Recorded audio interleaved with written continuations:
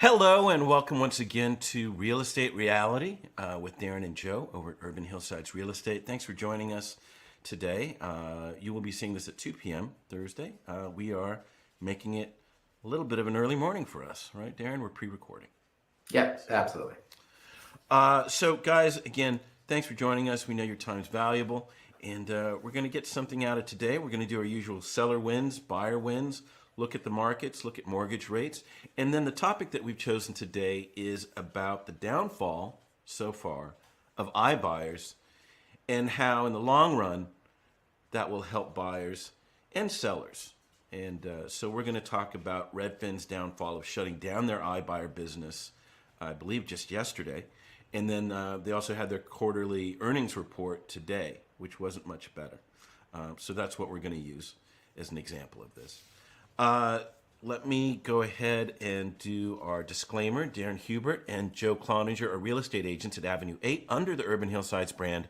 All opinions expressed by Urban Hillsides or guests on this video are solely their opinions and do not reflect the opinions of Avenue 8. You should not treat any opinion expressed by Urban Hillsides as a specific inducement to make a particular investment or follow a particular strategy, but only as an expression of Urban Hillsides team's opinions. This video is for informational purposes only.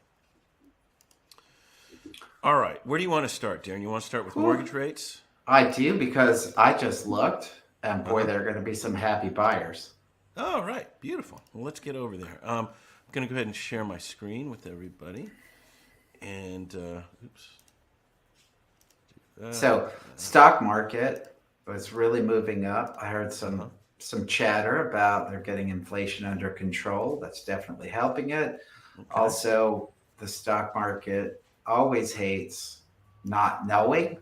Okay, so our election is behind us, although the where it's all going to lie is not confirmed yet still, but I guess enough of it is behind us that there's some more knowledge of where we need to go going forward. So today's rates, huge. Well, with that in mind, here we go. Wow, look at that chart. So we are down to 6.67 on a 30-year fixed mortgage rate. And yeah, let's look at the last couple days here. Wow, 0.55 down. That's a huge drop. Yeah, 6.15 on the jumbo. And, there are better rates than that. Again, this is just our gauge. Right. I think people are going to be getting into the fives. Yeah. Wow. Well, here, let's take a look at... It's great. Hold on here. Yeah, there it is. So 6.67, 30-year fixed, 15-year fixed, 6.06. Yeah. 30-year jumbo, 6.15. 5-1, 6.25. Yeah. That's awesome. Okay. Well, good. Good. Anything else to add for the mortgage rate picture? I think that's the rosiest we've talked about mortgage rate. Yeah, I will say that we've talked about, like, if there's a shift in market rates, that it could liven up the market a little bit, get some more properties moving that have been sitting. And yeah, we know it doesn't happen the next day, but I'll be curious to see what happens over the next few weeks with this move. Right. Yeah. Okay. Well, that was a quick one. Great. Yeah. I guess let's go to the local picture. Just bear with me here. Let's see. Local picture is there it is. Okay. Do you hear a small old dog groaning? Yes, I do. You do. Santana? Oh, I'm looking for my nephew to get him. Oh, well. He'll shut up eventually. Okay, so let's take a look. Let's see here. Let me make this a little bit bigger. Oops. It's a little bit bigger. Hold on. Let's see. Okay. So I believe there were 18 sold listings overall in the last 7 days, slightly up. And, Darren, what I saw, the median days on market went to 18 days. It's been 14 days, so slightly up, a little longer. And I also I didn't put it in here, unfortunately, but the median percentage of list price, that median was 104. So we're still up. If you're selling, that's still a good sign for you. Sure. But yeah, I don't know. Do you see anything more in this? Let's see. The trends have been very consistent. Mm-hmm. You see those huge jumps. I think more often than not, we identify the ones that come on the market that will have these huge jumps at this Mm-hmm. point. Yeah. And I know we did so on a couple of these. Um, the middle is still all moving up, and there's a few opportunities at the bottom. It's just the Yeah. same trend we're consistently seeing. Yeah. Again, yeah. Over the last couple weeks that we've been doing this. It's actually been pretty steady. There was one week I think Yeah. where we were like, "Whoa, things have changed," but yeah, still very Right. steady. Okay. Yep. All right. So that's the local picture. We'll go back to seller wins and buyer wins later, but for now, let me go ahead and move into Redfin. Shuts down their iBuyer program. All right. So this comes from Inman.com. Again, a real estate source for the industry, agents, brokers, and others, mortgage people, that sort of thing. And this came out yesterday. Darren, you pointed it out. Let me go ahead and read through it here. Redfin shuts down iBuyer. Shuts down iBuyer Redfin now while slashing 13% of workforce. So, don't like to hear that. Let's see here. Okay. As many as 264 employees impacted by the cuts were from Redfin Now, the company's iBuying division, while an additional 218 jobs from other departments are also being eliminated. All right. Redfin is slashing 13% of its staff and shutting down its iBuying program, Redfin Now. The company announced in a SEC filing Wednesday morning. As many as 264 employees impacted by the cuts were from Redfin's iBuying division, while a total of 862 positions were eliminated. The company said in a blog post an additional 218 employees have had their positions eliminated, but given the option to take on another role within Redfin. Other eliminated positions came from the real estate services and headquarters staff departments, with 197 lead agent positions being let go, representing 9% of the total amount of lead agents, according to the SEC filing. To prosper in a housing downturn that could last at least through 2023, we have to simplify our business.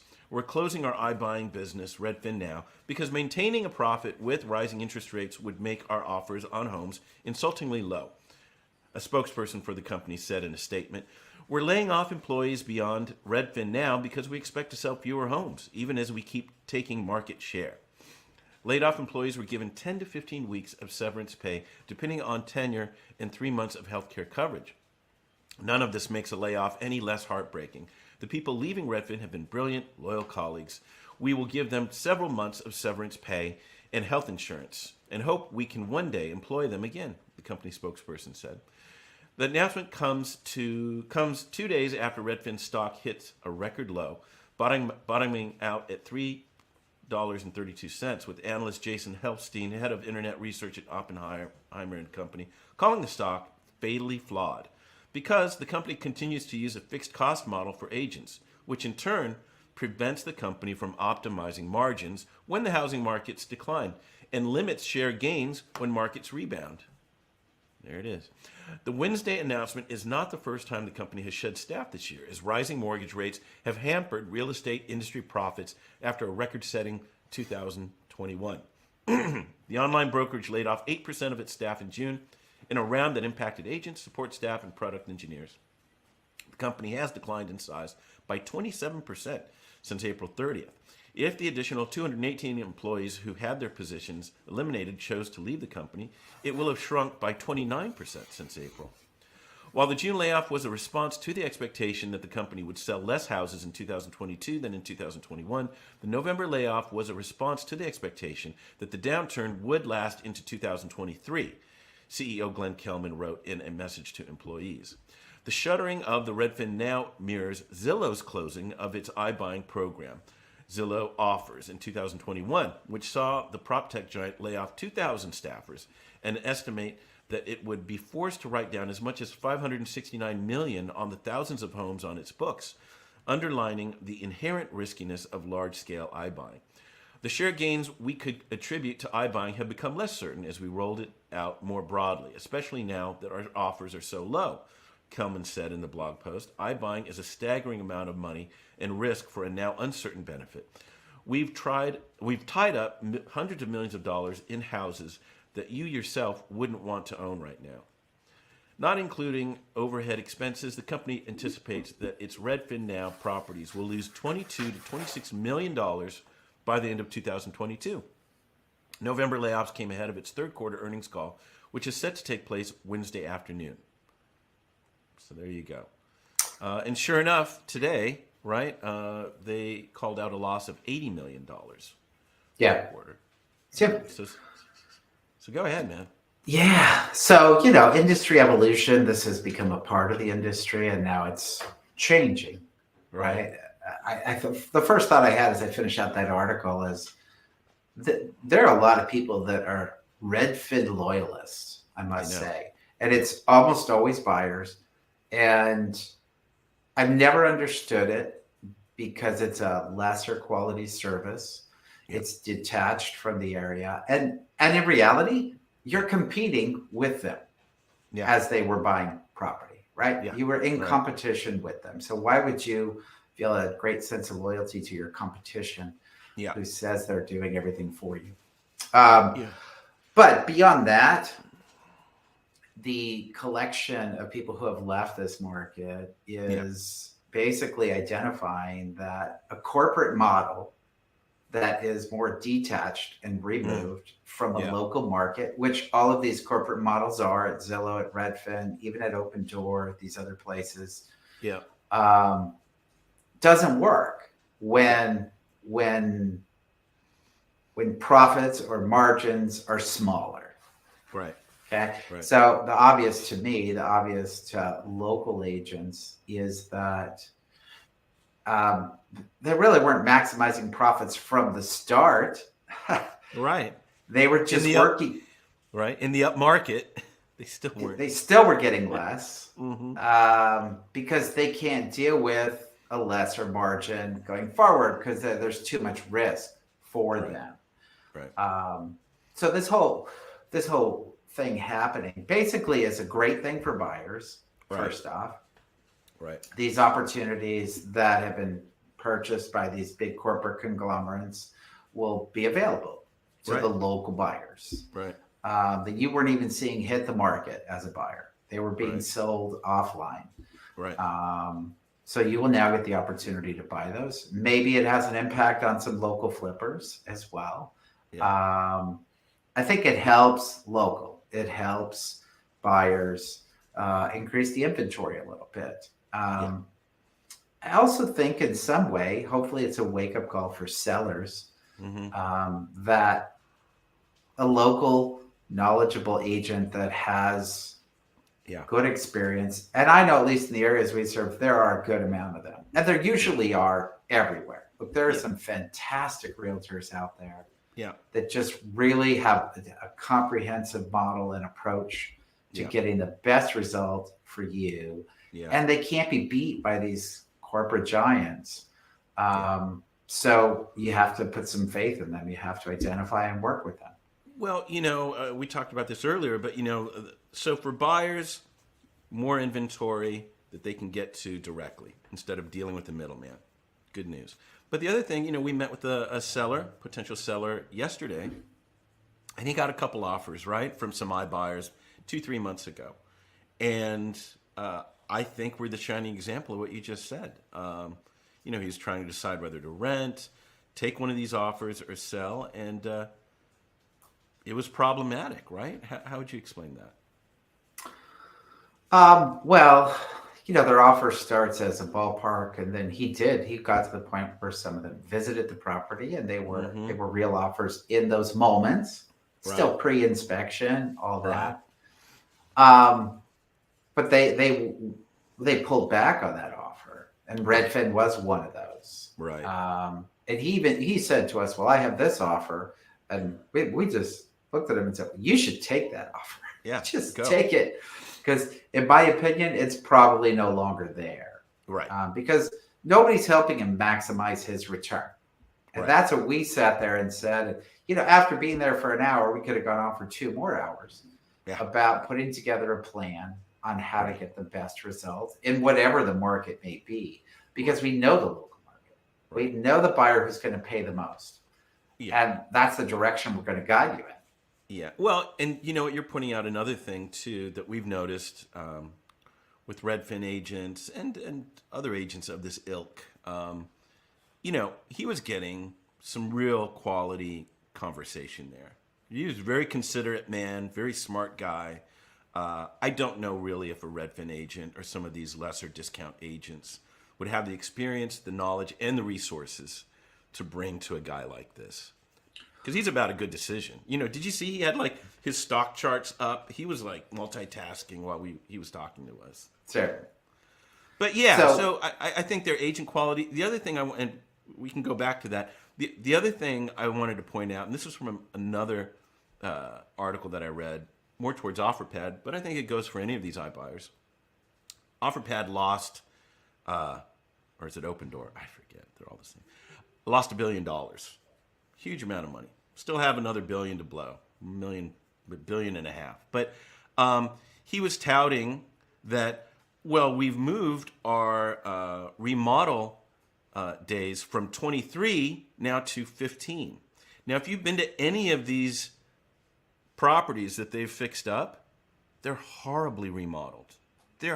So you're not even getting a good product. You're getting a lesser agent. You're not getting a good product.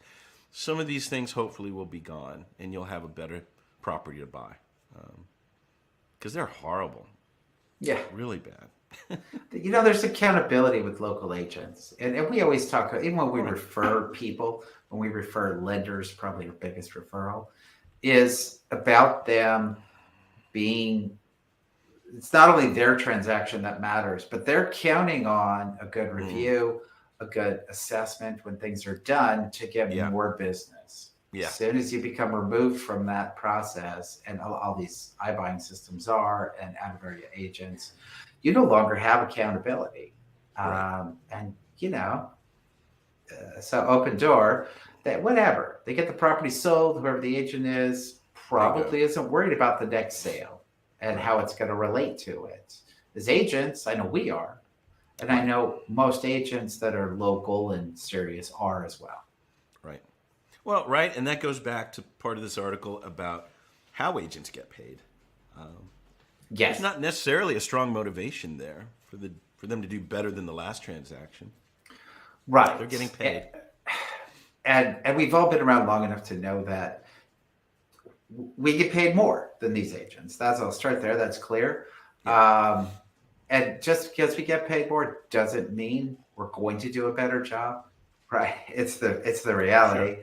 Sure. But it's more likely that you will, or at least the people that are more successful, as long as they're connected and involved in the process. I think where that gets lost a little bit is when things get so big where now you're dealing with an assistant down the line or a third or fourth person in the row. Now then you start losing quality. Yeah.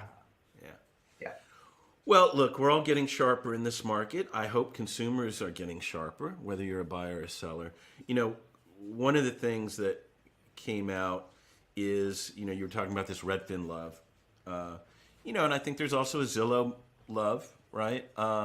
It's ironic that consumers are following real estate leaders like from Zillow and Redfin, who obviously, whether it's valuation models or bad business fundamentals like iBuying programs, they're following them like they're real leaders of this. And they certainly have a lot of data, and that's great. We've always said that. But maybe these aren't the people we should necessarily be following for our own real estate decisions. Well, we have to be aware of them. They're big. Sure. They're gonna yell from the rooftops, and people are gonna listen. Yep. you definitely feel the culture in the Redfin environment.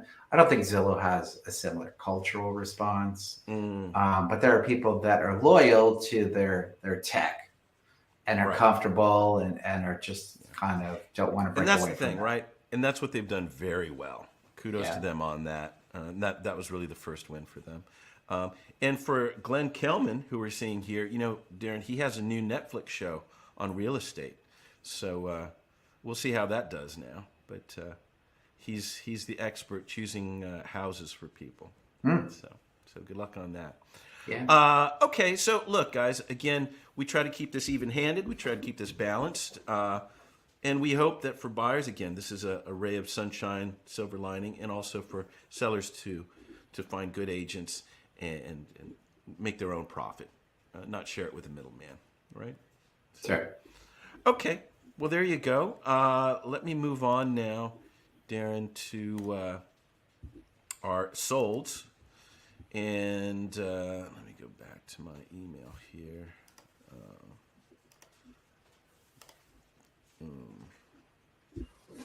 So there are a couple, I don't know if you looked at the list, but there are Sure. a couple that we have some history with. So that was nice to see. We can talk about that. Let's see. Okay. All right. Let's see. Yeah, I'll move it back here. Let's see.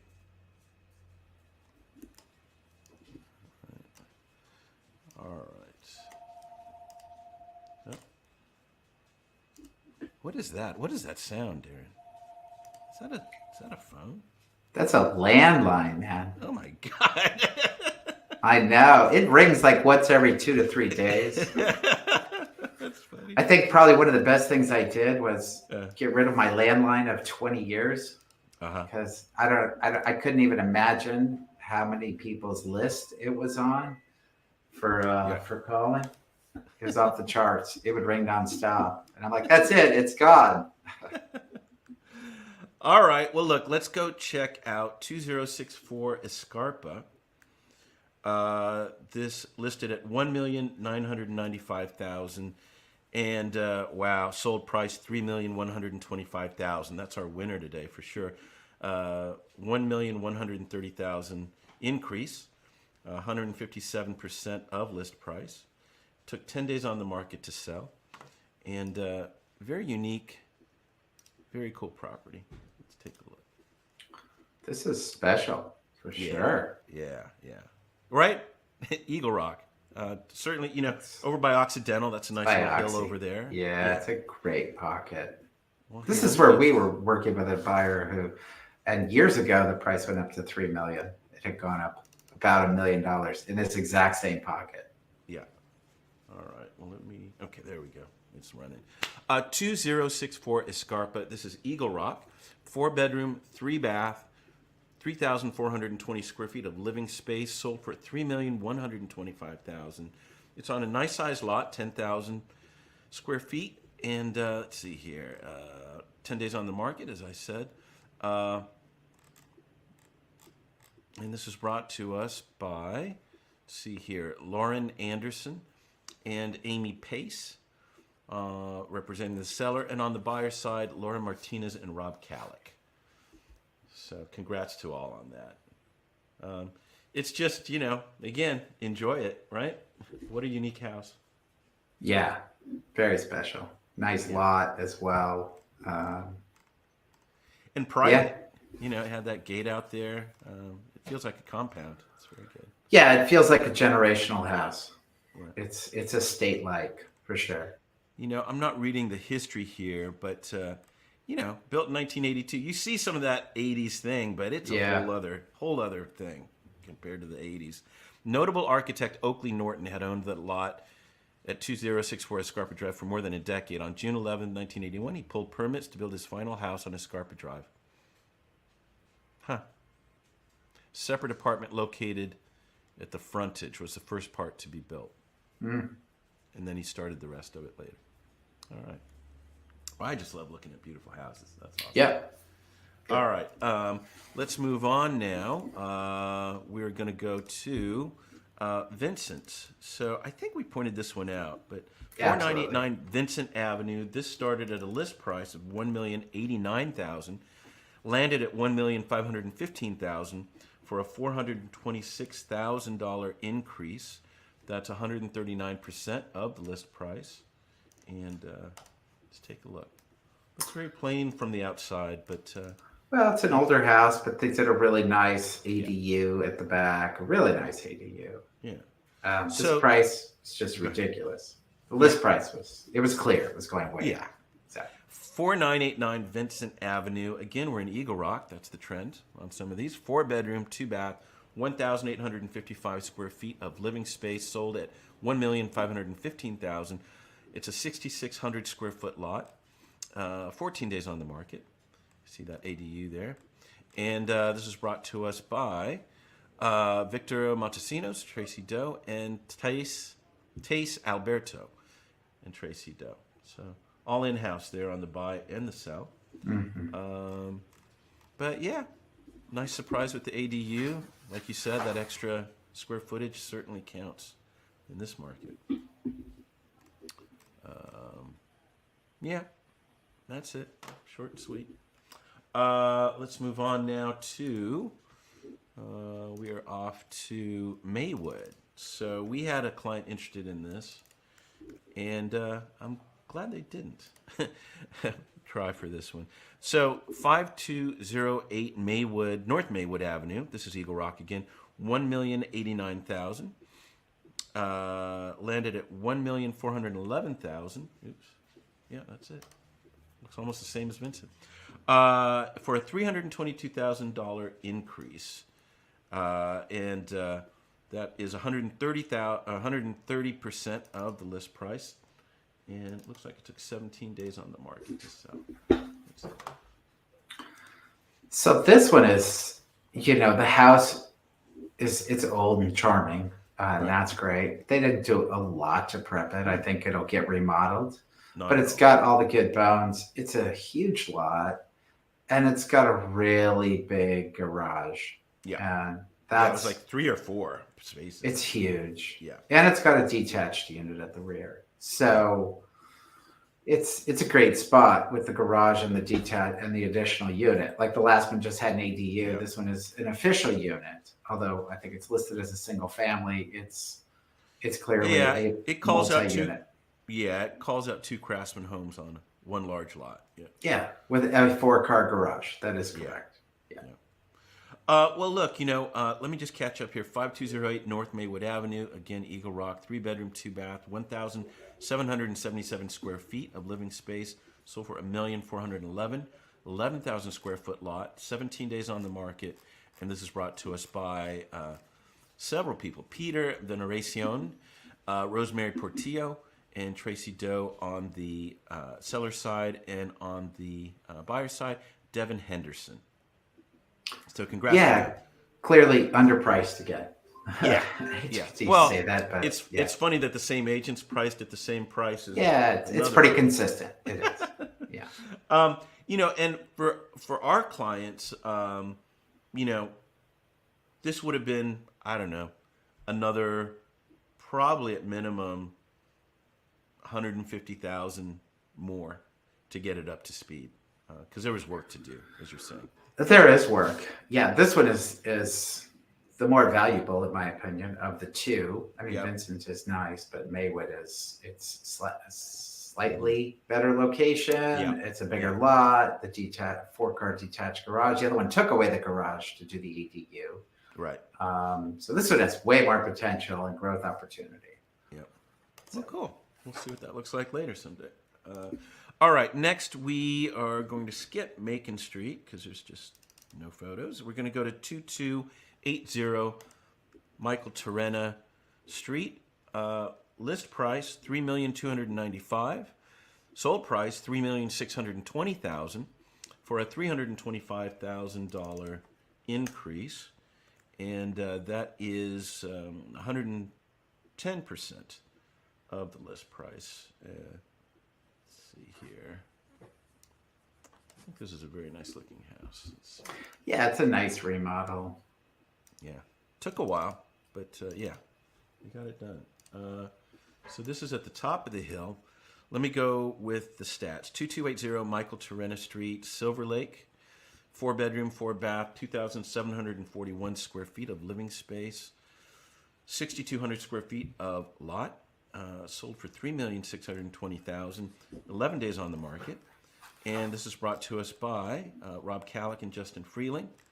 And on the buy side, Alan Melkonian and Patricia Rubin. So congrats to them. Potentially another record breaker for that hill, maybe, right? It's up there. Yeah, I there's think there was one at 4. 4 something. there are some big homes Yeah. up there, so that's why I can go higher. This one's actually reasonably sized comparative, but yeah, it's a great sale. It's a great price point. It shows really well. So yeah, not a huge surprise, but that's a nice number. When I looked at the sales record, it seemed this was a flipper or a nascent one because they bought it in 20. Got it. 2 years, but beautiful work. Yeah. Yeah. Okay. Let's go on to buyer wins. Let's see here. We're going to go to 1625 Lemoyne Street. This is more down your neck of the woods. Maybe we should start with buyer wins. Yeah. Only because the nicer good houses, houses are typically the seller wins. Yeah. That's a good point. There is one good one in here, though, but I totally understand. Yeah, maybe we switch it out. So we're going to start at 1625 Lemoyne Street. That started at $950,000 and landed at $905,000. Let's see here. There we go. So that's a $45,000 reduction, 95% of the list price. It went quickly, 7 days.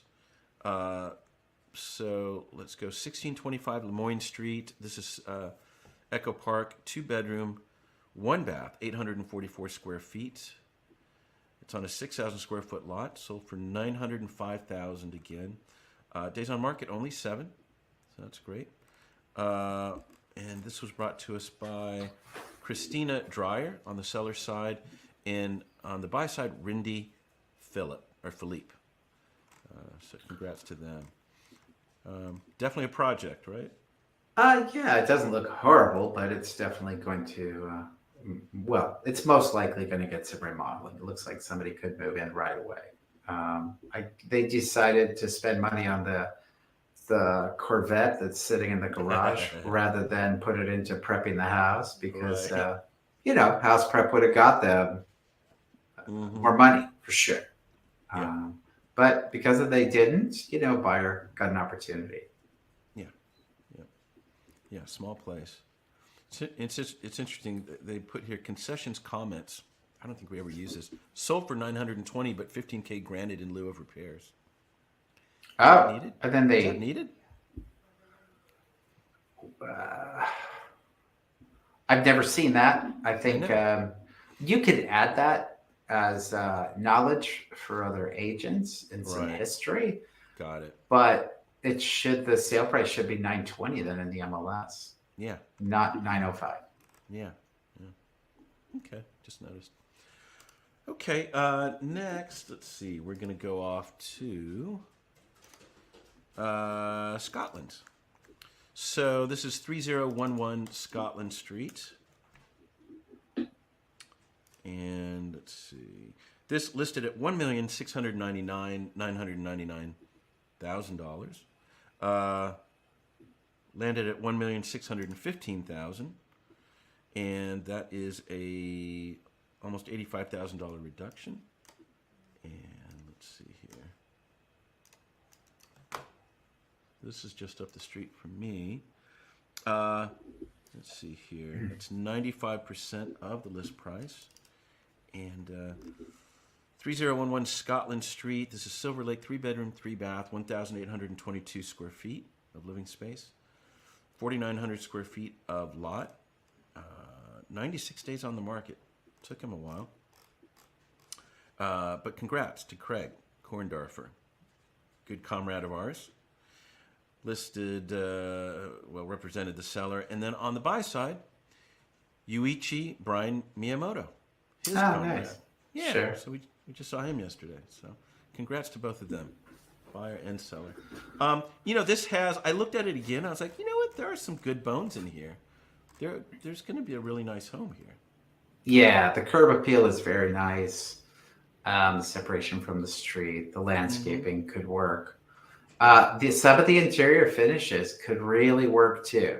That living room with the beam ceilings on the Yeah, you have to choose what to keep, what to let go, what to modernize, what not. But even like the kitchen cabinets, the bathroom cabinets look like they were well constructed, and they could be preserved with better sinks and or countertops.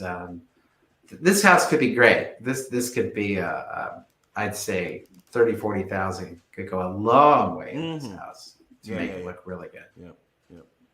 All right. Great. Let's move on. Where are we going? We are going to Balmer Drive. So 2015 Balmer Drive. This started at $2,795,000, and this ended at $2,450,000 for a sizable reduction, $345,000. That's 88% of the list price. So good for somebody here. Okay, 2015 Balmer Drive, Silver Lake, 4-bedroom, 4-bath, 3,405 square feet of living space. Sold for $2,450,000 on a 6,800 square foot lot. And let's see here, 73 days on the market, another long one. And this is brought to us by Michael Weiss. And on the buy side, Fernando Amaya represented the buyer. But I don't know. What do you think? Just overpriced? There's nothing wrong with this house. Yeah, it's got some fantastic views. Yeah. It's got some nice outdoor destinations, mature landscaping. It looks, and the curb appeal, it looks great. Just looks like they didn't do a lot to prepare it again. Yeah. But yeah, the price seems to me like the buyer got a good deal. Yep.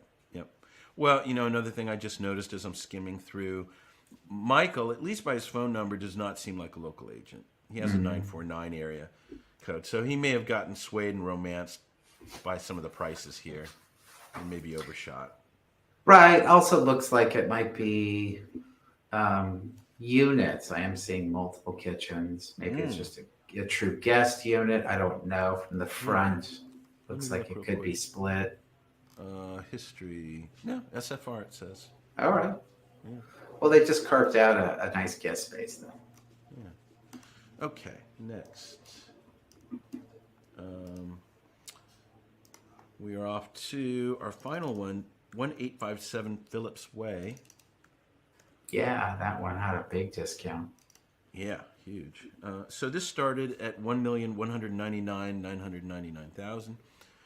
Landed at $921,500. I remember us looking at this for somebody. I think it was Kelsey and Kevin. Sure, it's a mid-century modern. Yeah. They $278,499 reduction. Wow. 77% of the list price. And I figured out why. Let's see. There we go. Well, let me do this. 1857 Phillips Way, 4-bedroom, 2-bath, 1,939 square feet of living space. Sold for $921,500. 6,900 square feet of lot. Looks like mostly hill. 63 days on the market to sell. And this is brought to us by Douglas Carroll and Wendy Carroll. And on the buy side, Abigail Smith of Town and Country. So congrats to them. Right? Looks like a good house. I kept looking at the pictures, and then I finally remembered, and I read, they inherited the tenant. Oh, wow. Yeah. That reduces the value. It does. So it doesn't. Go ahead. Yeah, go ahead. Oh, it says property being sold per court order, subject to approval, U.S. Attorney's Office. tenant occupied with lease in place. Right. Right. So, yeah, it has to be an investment purchase. So yeah, it's a charming house. It's a great deal. Yeah. And Views, on the yeah. other side of that lease, if somebody plans to occupy it, then it will be worth the time. The views are spectacular. Yeah. The curb appeal isn't the best, but Right. but the volume and space and the mid-century accents are nice, very nice. Yeah. It's a good feel. All right. Well, there you go. Let me just pull out here. Bear with. All right. So we are done with our fine live stream. That's pretty good, right? We got that done pretty quick. Guys, Art Unite. It is next week. It's November 17th. We are preparing feverishly right now with CCAC to bring you a wonderful art show and auction. So please RSVP. Darren, I believe we're somewhere around, if I double the number of RSVPs, I think we're at 50 RSVPs. So we're probably at like 100 people. We're probably expecting hopefully 150 to 200. But it's a great cause. The kids at CCAC need a van. We'd love your help with that by either just straight out donating at the site. There's raffle prizes. And of course, there's some great art from notables like Frank Romero, Margaret Garcia, Gronk, and others. So, and there's camaraderie there, right? We'll have tacos. Thank you, Darren. We'll have some beer and ale from LA Ale Works, and from Estates Group, some wonderful wine. So join us November 17th, Thursday. Okay, guys? Thanks so much. Darren, anything else to end out on? Well, I would say, the hope that today's interest rate drop is huge. We'll see how that plays out again. But there could be an adjustment, a market adjustment because of that. Yeah. Wonderful. So continue to watch, pay attention. Yeah. Okay, guys. Take care. We'll see you very soon. Take care. Bye. Bye.